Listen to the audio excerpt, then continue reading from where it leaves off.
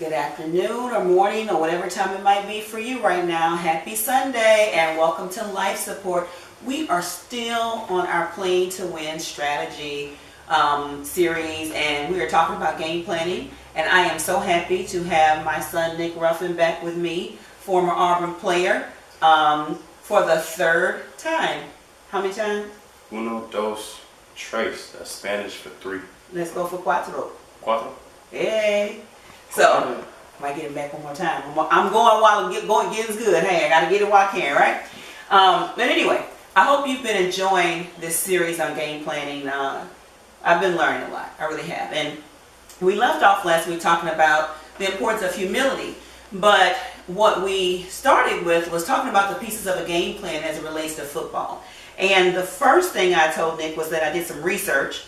And I found that one of the first things that coaches do when they're preparing for the game the next week is they start off with a review and correction period from the game before, and he shared with me what happens during that review and correction period. So I'll talk to you a little bit about review and correction.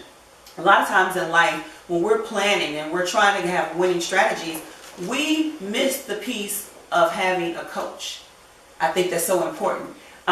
If you didn't watch last week, go back and watch last week, because you'll hear what he said about the importance of having a coach. And coaches will bring correction. Now, you may not want to call your person a coach. You might want to call him a mentor. But whatever it is, it's important to have somebody in your life that cares enough about you to tell you the truth. You know, my favorite poet of all times is Maya Angelou. And Maya Angelou has a quote that says, "Your life should tell the truth." Now, let me tell you something. I'm going to add to that. You also need people in your life that are willing to tell you the truth, even if that means it might offend you sometime. Let me tell you, we've got to learn to stop being offended. I listened to a powerful message from my pastor. He talked about offense and how we've got to stop living that way. When you live in offense, you're going to miss out on a whole lot of life. And I'm not going to go too far into that because, again, that's a whole nother show, but that's so powerful. Because when people are put in your life to bring about change, it might rub up against you. There's a scripture that says iron sharpens iron. So don't worry about it if somebody tells you something that doesn't feel good. Nothing that ever brings life feels good. When you're working out, it doesn't feel good. It hurts, especially when you're really pushing yourself, especially when working out with this guy. He's crazy in the gym. I'm telling you right now, I've been trying to do some core stuff with him, and now when I see him in the gym, I heard somebody the other day, I was coming out of yoga class, and I heard somebody say, "Renee." Of course, he plays around with me. He calls me Renee. I'm like, who's calling me? I looked over and I saw Nick. Asked me why I act like I didn't hear. I kept going because I was thinking, not today, buddy, not today, because he's a beast. But guess what? If I want to get better, if I want that strong core, I got to stop resisting that, right? I got to embrace that pain because he can coach me to get to where I want to be. So what am I saying? When you're playing the game of life, stop running from people that challenge you. It's through those challenges that you're going to grow. That's the only way you're going to review and correct. Somebody that knows better than, there is somebody that knows better than you, I promise you. Somebody does know what you need to do. And if you're willing to open your mind to listen to them, you just might learn something. So with that being said, you got to humble yourself. So let's get back to our topic on humility. You know, I know pretty much all your teammates, right? They call me my Dukes, Mama Ruffin, whatever the case might be. Those are my boys. You know how I feel about them? I know how they feel about me. If y'all watching, I'm so proud of you guys. But I know that you guys went through so much stuff that none of us know anything about. And part of that is really what brought you together to make you a strong unit as a team. Because, as you said earlier, last week, you knew you weren't the only one going through it, right? Of course. So you guys helped each other to get through that correction and that review. But your coaches, I think they were doing it for your good. It's not like they were just being mean-spirited. They wanted to make you better. So you left off talking about the importance of a coach. They know what they're doing and they know why they're there.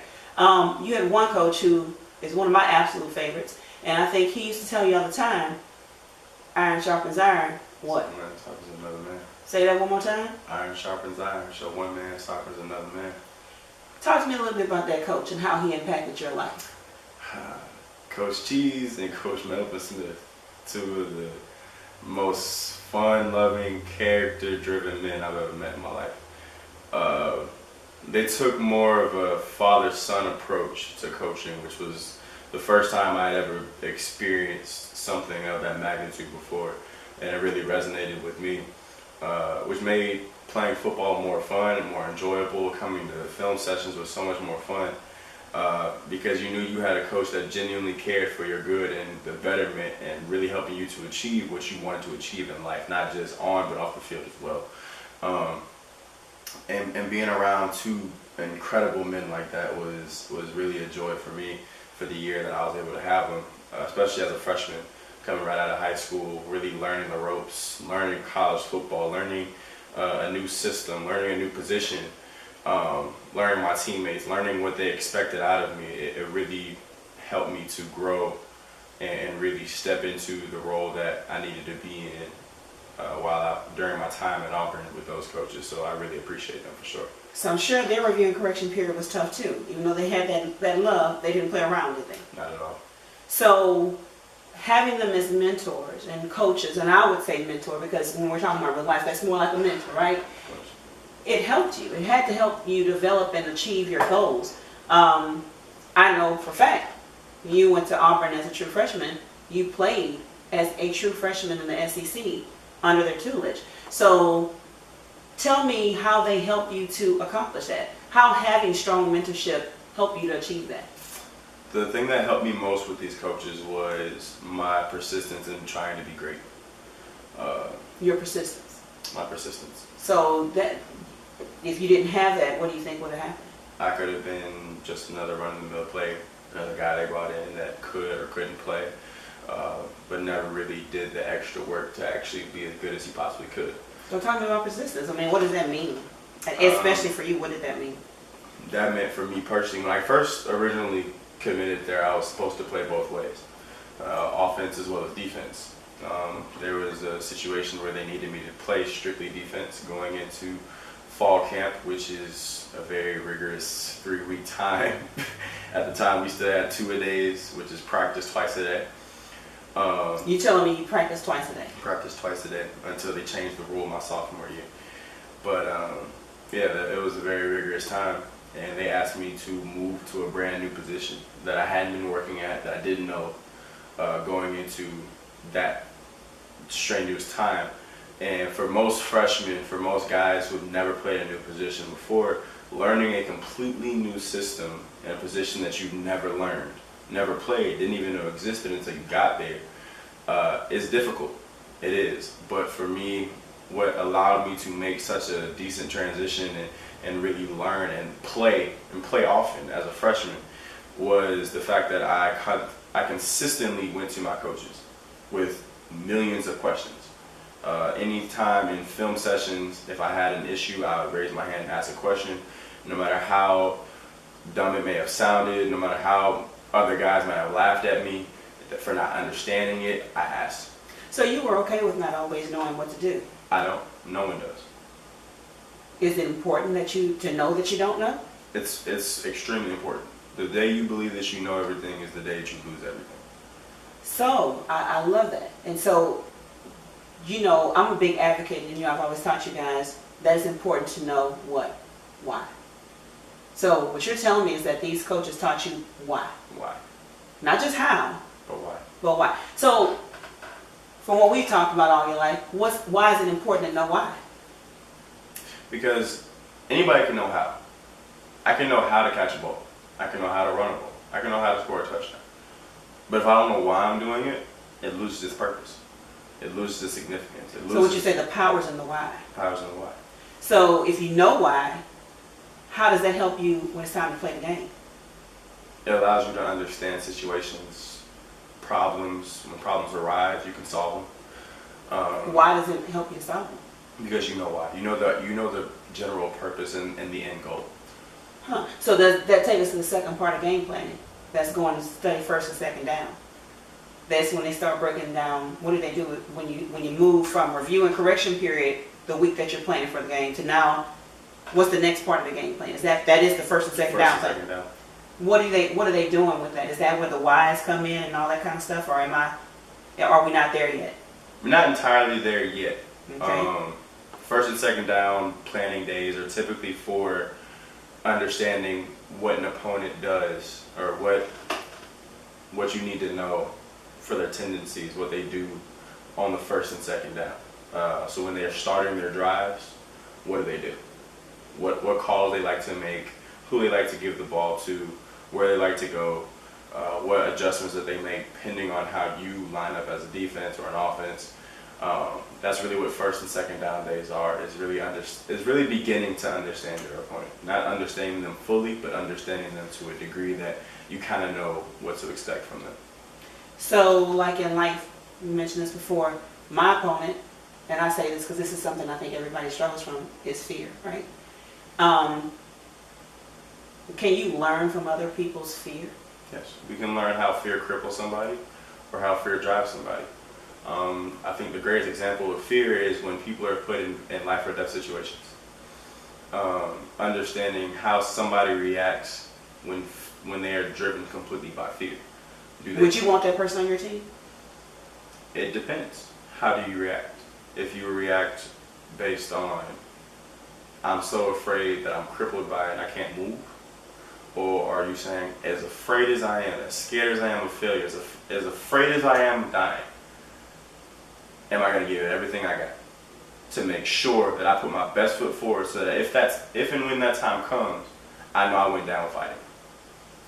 So when they're planning for first and second down, I'm thinking that they're thinking through stuff like that too. Of course.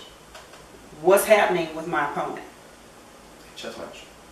Talk to me about that chess match. Anytime you've ever watched football, sometimes you'll hear, especially with more prominent defensive coordinators and offensive coordinators, you'll hear commentators speak about a chess match between two incredible football minds. When they say that, what they mean is that these are two men who understand each other and understand tendencies and frequencies so well that it's going to be very difficult for you to outmaneuver somebody.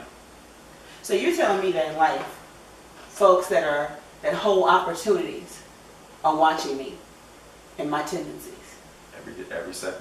And they're watching how I react in tough situations. Every movement, every sound, every gesture. Even when I don't know they're watching. Even when you don't know they're watching. And if I don't respond right, I could miss an opportunity to play the game. In football, it's called the big eye in the sky does not lie. What?